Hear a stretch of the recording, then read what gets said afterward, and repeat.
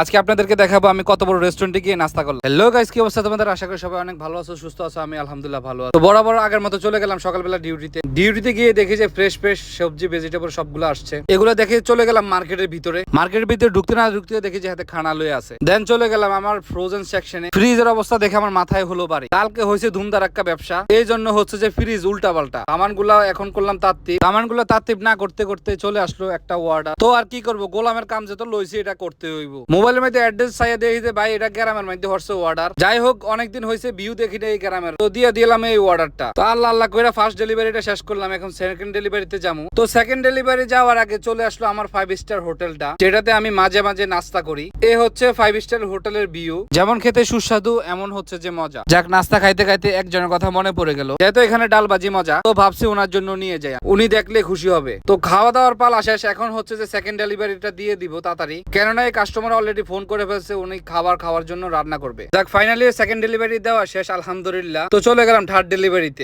যাওয়ার সময় বাঙালি ভাইদের কষ্ট দেখে আমার চোখে পানি চলে আসছে। যাই হোক, কিছু করার নাই, এখন তো মোটামুটি ওয়েদার ভালো। যাই হোক, এখন 3 নাম্বার ডেলিভারিতে অলরেডি পৌঁছায় গেছি। উনি বসে আছে, যে বলে যে লিফট খারাপ, আপনি সিঁড়ি দিয়ে যান। মুরব্বির হাসি দেখে আমার কলিজাটা একদম পুড়ে গেল। আমি কলিজাটা জুড়াইতে আপনারা চ্যানেলটা গিয়ে সাবস্ক্রাইব করে আসি।